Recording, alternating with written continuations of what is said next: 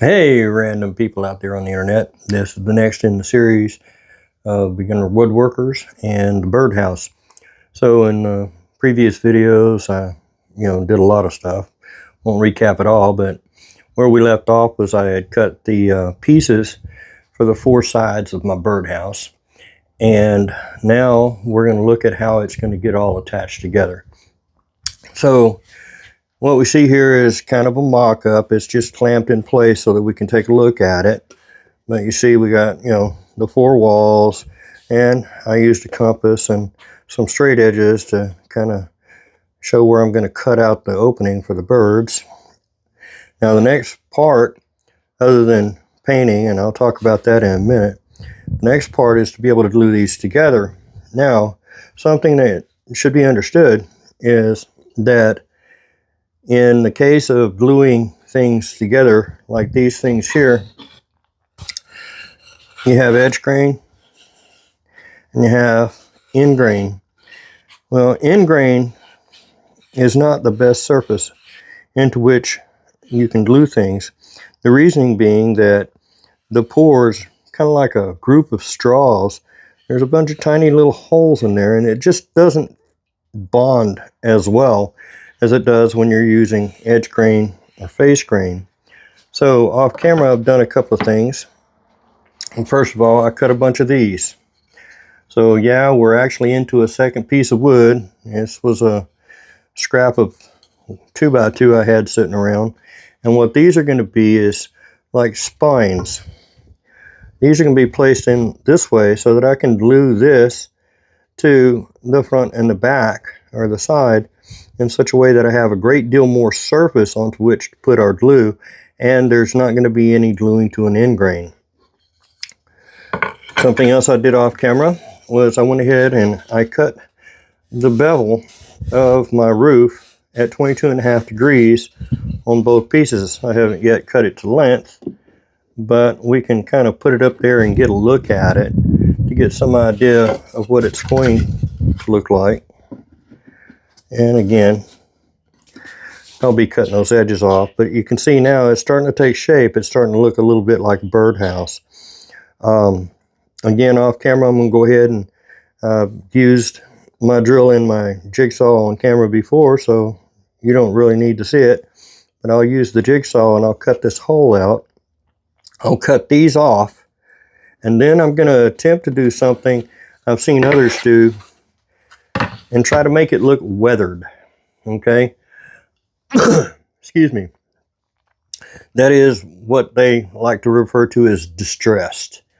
Okay? So how I'm going to try to do that is I'm going to paint all of it gray, then I'm going to paint it white, and then I'm going to try to sand through some of the white to give it a weathered look. That is, some of the gray is going to start to show when I'm doing the sanding of the white. It'll show through there, and what will end up is it's going to look a little bit more like it's been sitting out in the weather for a long time. I figure that if I didn't do anything, it's going to look like that eventually, so I'm just going to help along the process. But by putting the paint on there, it's also going to protect these pieces of wood longer than it would be if there was no coating whatsoever. If it was an indoor project, I might use stain. But again, this is a beginner project, something that you can do yourself with just a minimal amount of tools. Towards the end of the video, I'm going to take all the tools that I use and put them together so that you get an idea of what I actually used to do this project. Then, in upcoming videos, when I move on to a more complex project, we're going to introduce more new tools.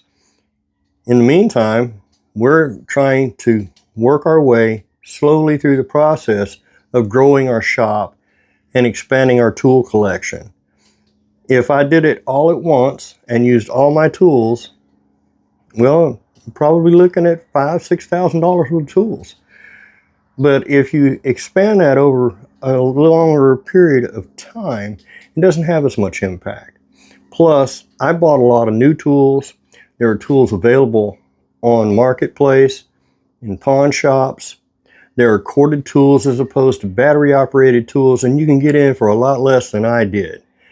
I chose to use new tools that were budget friendly, but for you, depending on where you're going with your particular hobby or craft, you can expand your tool collection relatively inexpensively, one tool at a time, one project at a time.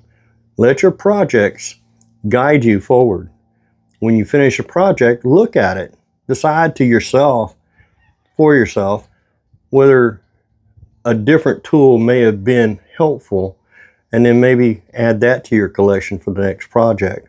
As each project goes along, you're going to find your skills getting better. You're going to find that your projects look prettier and nicer as you go along. This one's going to look kind of crude, but it's only the second project. I've done a lot of other projects that aren't quite as crude, but I did this way to show you that it's okay if it's not perfect. It's okay that it's not beautiful. Okay, we're trying to learn and trying to grow our skill set and our tool set, and I want to do that in such a way that it gives you confidence that you too can do this. In any event, as always, I appreciate your views. I appreciate the shares and the subscriptions.